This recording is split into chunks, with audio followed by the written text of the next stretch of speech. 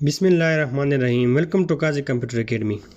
दोस्तों, आज हम इस वीडियो लेक्चर में फंक्शन के बारे में एक प्रोग्राम लिखेंगे, प्रैक्टिकल प्रोग्राम, और फंक्शन को समझने की कोशिश करेंगे कि हम फंक्शन के किस तरह फंक्शन को एक प्रोग्राम, एक C++ प्रोग्राम में इंसर्ट करेंगे। फंक्शन हमारे पास होता क्या है? फंक्शन हमारे पास एक सेगमेंट ऑफ कोड होता है that perform a specific task. Function हमारे पास कुछ लाइन ऑफ कोड्स होता है जो कि एक मखसूस काम को परफॉर्म करता है। फंक्शन हमारे पास जो बेसिकली आया है, ये इसलिए आया है क्योंकि हमारे पास एक प्रोग्राम था और इस प्रोग्राम का कोड हमारे पास बहुत लार्ज था। तो हमने इस प्रोग्राम के कोड को डिवाइड कर दिया सेगमेंट ऑफ कोड में, और इसी सेगमेंट ऑफ कोड को हम फंक्शन कहते हैं। और हर फंक्शन का एक मुख्तलिफ, एक स्पेसिफिक काम होता है।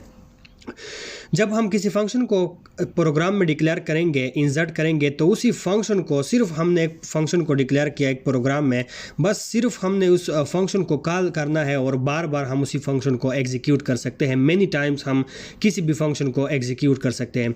तो फंक्शन को इंसर्ट करने से पहले, फंक्शन को स्टार्ट करने से पहले एक प्रैक्टिकल एग्जांपल के ज़रिए से फंक्शन की तीन मेन पार्ट्स होती है, तीन मेन चीज़ें होती है। पहले होती है हमारे पास फंक्शन डिक्लेरेशन, दूसरे नंबर पर हमारे पास होती है फंक्शन डिफिनीशन, तीसरे नंबर पर हमारे पास होती है फंक्शन कॉल। फंक्शन डिक्लेरेशन का मतलब ये है कि हमने ऐलान कर दिया कि हमारे पास एक फंक्शन है, बस सिंपल। फंक्शन डिक्लेरेशन का मतलब ये है कि हमने सिर्फ एक ऐलान कर दिया कि हमारे पास एक फंक्शन है। उसके बाद हमारे पास फंक्शन डिफिनीशन होता है। फंक्शन डिफिनीशन का मतलब ये है कि हमने ये ऐलान तो कर दिया कि हमारे पास एक फंक्शन है, लेकिन ये फंक्शन जो है ये काम क्या करेगा। ये जो फंक्शन हमने डिक्लेयर किया हुआ है, ये फंक्शन कौन सा काम करेगा। जब हम किसी फंक्शन को काम असाइन करते हैं तो ये इस फंक्शन का डिफिनीशन होता है। तीसरे नंबर पर होता है हमारे पास फंक्शन कॉल।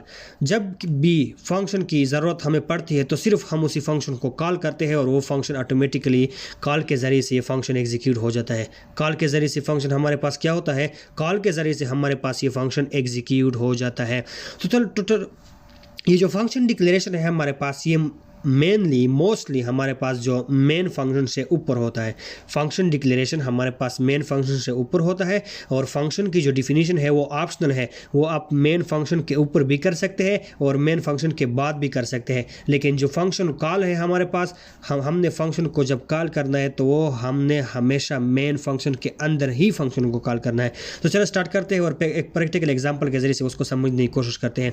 मैं यहाँ पर एक फंक्शन डिक्लेयर करता हूँ वॉइड।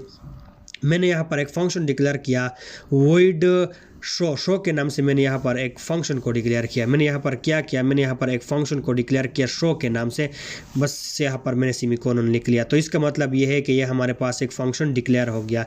यहाँ पर मैं कमेंट में यहाँ पर लिखता हूँ कि हमारे पास ये क्या होगा? यह हमारे पास होगा फंक्शन डिक्लेरेशन है। ये हमारे पास क्या है? ये हमारे पास फंक्शन डिक्लेरेशन है। अब हमारे पास क्या होगा? हमने इस फंक्शन को कॉल करना है, और हमने कॉल कहाँ से करना है? यहाँ पर मेन फंक्शन से कॉल होता है। कॉल किस तरह फंक्शन होता है? सिर्फ उसी फंक्शन का अपने नाम लिखना है, सिर्फ उसी का फंक्शन का अपने नाम लिखना है, तो ये फंक्शन हमारे पास कॉल हो जाता है। तो वो फंक्शन हमारे पास कॉल हो जाता है। आपको पता कैसे चलेगा कि ये हमारे पास फंक्शन है? आपको किस तरह पता चलेगा कि ये आपके पास एक फंक्शन है? फंक्शन की पहचान ये है कि यहाँ पर आपने लिख लिया वॉइड। फंक्शन डिक्लेरेशन में हमारे पास एक डेटा टाइप होता है, या वॉइड होगा, या इंट होगा, या फ्लोट होगा, या हमारे पास क्या होगा, या हमारे पास करेक्टर होगा। उसके बाद मैंने यहाँ पर लिख लिया क्या? मैंने यहाँ पर लिख लिया शो का मतलब है कि ये हमारे पास फंक्शन नेम है। ये हमारे पास फंक्शन नेम है, और यहाँ पर हमने ये पेरेंथेसिस लिखा है। इस पेरेंथेसिस, जब भी किसी नाम के साथ ये पेरेंथेसिस आ जाए, किसी भी नाम के साथ, किसी भी आइडेंटिफायर के साथ जब ये पेरेंथेसिस आ जाए, तो इसका मतलब ये है कि ये जो आइडेंटिफायर है, ये जो नेम है, ये हमारे पास एक फंक्शन है। ये हमारे पास क्या है? ये हमारे पास एक फंक्शन है। और यहाँ पर फंक्शन के अंदर हम आर्गूमेंट लेंगे, और इसी प्रोग्राम में हम आर्गूमेंट को डिस्कस नहीं करेंगे। तो ये हमारे पास एक फंक्शन डिक्लेयर होगा। किस तरह फंक्शन डिक्लेरेशन का प्रोसेस किस तरह है? आपने डेटा टाइप लिखना है, हमने वॉइड लिखना है। वॉइड का मतलब ये है कि ये फंक्शन हमें कुछ भी नहीं रिटर्न करेगा। उसके बाद यहाँ पर मैंने फंक्शन का नाम लिखा शो, और यहाँ पर फंक्शन के अंदर मैंने कुछ नहीं लिखा। ये हमसे कोई भी आर्गूमेंट पैरामीटर नहीं लेता। यहाँ पर मैंने फंक्शन को कॉल किया। अब हमने फंक्शन की डिफिनीशन लिखना है। फंक्शन की डिफिनीशन किस तरह होगी? फंक्शन की डिफिनीशन हमेशा मेन फंक्शन के बाहर होगी। यहाँ पर मैंने मेन फंक्शन में के बाहर उसी फंक्शन डिक्लेरेशन को यहाँ पर भी लिख लिया void show, और फंक्शन डिक्लेरेशन को हमने क्या किया, एक काम असाइन कर दिया कि आपने ये काम करना है। आपने कौन सा वाला काम करना है, आपने सिर्फ और सिर्फ इस मैसेज को प्रिंट करना है। कौन सी मैसेज को प्रिंट करना है, ये message I am a function के मैं एक फंक्शन हूँ। सिर्फ आपने ये मैसेज प्रिंट करना है, आई एम अ फंक्शन के मैं एक फंक्शन हूँ। सिर्फ ये मैसेज प्रिंट हो जाएगा इस फंक्शन के ज़रिए से कि आई एम अ फंक्शन। तो चलो इस प्रोग्राम को रन करते हैं और देखते हैं कि हमारे पास इसका आउटपुट क्या आता है। देखते हैं कि हमारे पास इसका आउटपुट क्या आता है। देखो हमारे पास इसका आउटपुट आ गया, आई एम अ फंक्शन। ये फंक्शन किस तरह ये हमारे पास आंसर आ गया। यहाँ पर आप देख सकते हैं कि हमने फंक्शन को डिक्लेयर किया, हमने ऐलान कर दिया कि हमारे पास एक फंक्शन है। कंपाइलर को पता चल गया कि यहाँ पर एक फंक्शन है। फिर यहाँ पर हमने क्या किया, यहाँ पर हमने लिख लिया फंक्शन कॉल। यहाँ पर हमारे पास ये फंक्शन कॉल है। फंक्शन कॉल का मतलब ये है कि हमने उस फंक्शन को बुला लिया। हमने उस फंक्शन को क्या किया, हमने उस फंक्शन को बुला लिया। अब कंपाइलर कह रहा है कि भाई अपने फंक्शन को तो बुला लिया, लेकिन फंक्शन हमारे पास है भी, यहाँ पर ऊपर डिक्लेयर हुआ है, लेकिन फंक्शन का काम क्या है। फंक्शन को आपने बुला लिया, ये फंक्शन क्या करेगा, इसकी फंक्शन क्या है, इसका काम क्या है। तो यहाँ पर हमने मेन फंक्शन के बाहर हमने लिख लिया void show। वो ही फंक्शन है, कौन सा वाला फंक्शन जो हमने यहाँ पर ऊपर डिक्लेयर किया है। और इस void show फंक्शन का हमारे पास है, यहाँ पर हमारे पास है फंक्शन डिफिनीशन। यहाँ पर हमारे पास क्या है, फंक्शन डिफिनीशन है। ये हमारे पास फंक्शन डिफिनीशन है। ये हमारे पास क्या है, ये हमारे पास फंक्शन डिफिनीशन है।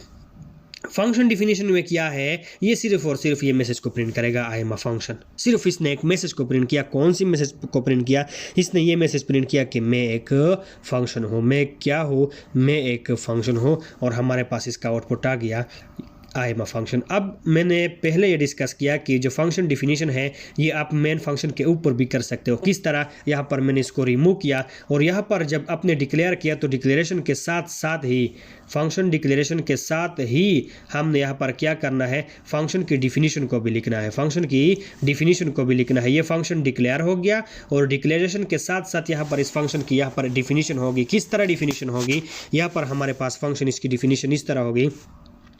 यहाँ पर फंक्शन डिक्लेरेशन भी हो गया प्लस इसकी जो डिफिनीशन है वो भी हमारे पास यहाँ पर हो गई।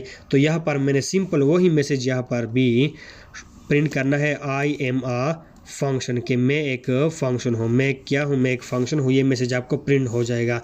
तो आपने यहाँ पर डिक्लेरेशन भी कर दी प्लस इसके साथ ही आपने यहाँ पर डिफिनीशन भी इस फंक्शन की यहाँ पर कर दी। और यहाँ पर फंक्शन जब कॉल हो जाएगा, प्रोग्राम हमेशा मेन फंक्शन से स्टार्ट होगा। तो यहाँ पर कंपाइलर देखेगा कि एक फंक्शन कॉल हुआ है। ये कहाँ पर फंक्शन है, कंपाइलर को पता चल गया कि ये फंक्शन है और इसकी ये स्टेटमेंट हमने प्रिंट करनी है। तो जब यहाँ पर हम इसको प्रोग्राम को रन करेंगे तो वही आउटपुट हमारे पास आ गया, आई एम अ फंक्शन। तो आपने फंक्शन डिफिनीशन ऊपर भी कर सकते हैं और फंक्शन की डिफिनीशन आप मेन से बाहर भी कर सकते हैं। फंक्शन की डिफिनीशन आप मेन से बाहर भी कर सकते हैं। तो यहाँ पर मैं इसी फंक्शन को थोड़ा एक्सटेंड करता हूँ और यहाँ पर मैं सिर्फ इसी फंक्शन डिफिनीशन के अंदर यहाँ पर मैं दो वेरिएबल्स लेता हूँ, एक ए और एक को मैंने वैल्यू असाइन कर दी, इनिशियलाइज कर दी 4। यहाँ पर मैंने एक और वेरिएबल लिया बी और बी को मैंने वैल्यू इनिशियलाइज कर दी 6। तो यहाँ पर मैंने सिंपल और ये एक मैसेज प्रिंट कर दिया। कौन सा message, the sum of the A and B. A और बी का जो हमारे पास सम है वो किस चीज़ के बराबर है, वो ए प्लस बी के बराबर है। अब यहाँ पर जो कंपाइलर इस प्रोग्राम को एग्जीक्यूट करेगा तो यहाँ पर पहले मेन फंक्शन में कंपाइलर आएगा और यहाँ पर ये फंक्शन देखेगा कि यहाँ पर एक फंक्शन कॉल हुआ है तो वो ऑटोमेटिकली यहाँ पर जंप करेगा और यहाँ पर एक फंक्शन डिक्लेयर हुआ है, बिल्कुल डिक्लेयर हुआ है और ये फंक्शन की डिफिनीशन है। तो ए के लिए एक वेरिएबल डिक्लेयर करेगा ए और उसमें वैल्यू असाइन करेगा 4। यहाँ पर बी को वेरिएबल को डिक्लेयर करेगा और उसमें वैल्यू इनिशियलाइज करेगा 6 और यहाँ पर सिर्फ और सिर्फ ए बी का जो सम है यानी 6 + 4 हमारे पास जो सम आएगा वो 10 आ जाएगा।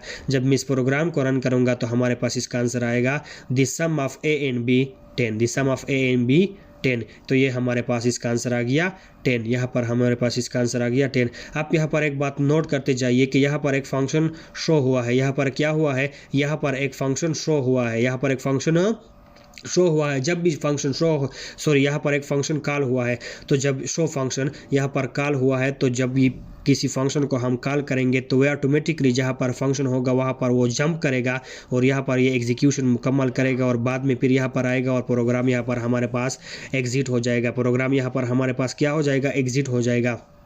अब मैं यहाँ पर इस तरह से भी कर सकता हूँ कि मैं यूज़र से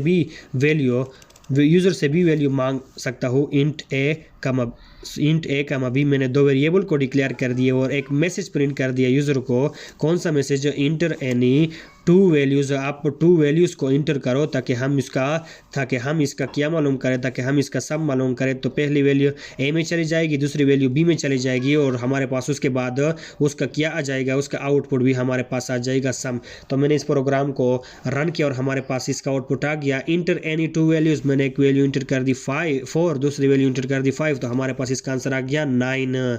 तो ये फंक्शन एक दफ़ा कॉल हो गया। तो ये फंक्शन कितनी दफ़ा कॉल हो गया, ये फंक्शन हमारे पास एक दफ़ा कॉल हो गया। अब मैं इसी शो फंक्शन को अगेन कॉल करता हूँ तो देखते हैं कि हमारे पास इसका आंसर क्या आता है।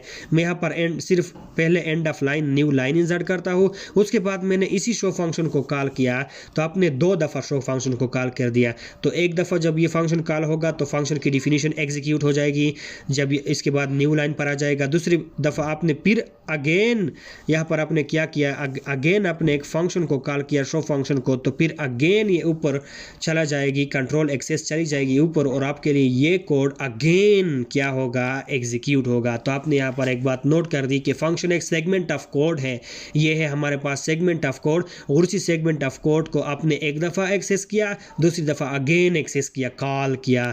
तो अब जब मैं इसको रन करूँगा तो हम देखते हैं कि हमारे पास इसका आउटपुट क्या आता है। इंटर एनी टू वैल्यूज़, मैंने एक इंटर कर दी 5, दूसरी इंटर कर दी 5, तो हमारे पास इसका सम आ गया। The sum of A and B is 10। Again ये वैल्यू मांग रहा है, क्यों वैल्यू दूसरी दफ़ा मांग रहा है, क्योंकि हमने फंक्शन 2 दफ़ा कॉल की हुई है। एक मैंने इंटर कर दी 7, दूसरी इंटर कर दी 8, तो हमारे पास इसका आंसर आ गया 15। हाँ, ये हमारे पास क्या हुआ, हमने एक दफ़ा फंक्शन को कॉल किया तो हमारे पास ये कोड एग्जीक्यूट हुआ, अगेन हमने इस फंक्शन को कॉल किया तो ये हमारे पास अगेन ये फंक्शन क्या हुआ, कॉल हुआ। तो ये तब फंक्शन की एक बहुत बड़ी एडवांटेज कि आप फंक्शन के एग्जिस्टिंग कोड को बार बार कॉल कर सकते हैं, एग्जीक्यूट कर सकते हैं। तो इससे आपका जो कोड है, साइज़ है, प्रोग्राम का साइज़ है, वो कम हो जाएगा, वो हमारे पास क्या हो जाएगा, वो हमारे पास कम हो जाएगा। तो ये था हमारे पास फंक्शन। इंशाल्लाह आगे जाकर फंक्शन के बारे में हम आपके लिए और भी इंटरेस्टेड वीडियो लेकर आएंगे। तो दोस्तों, अगर अभी तक आपने हमारे चैनल को सब्सक्राइब नहीं किया है तो प्लीज़ हमारे चैनल को सब्सक्राइब कीजिए और बेल आइकन को दबाना मत भूलिएगा ताकि हमारे लेटेस्ट वीडियोस आप तक पहुंचते रहे। शुक्रिया, अल्लाह हाफ़िज़ and thank you for watching.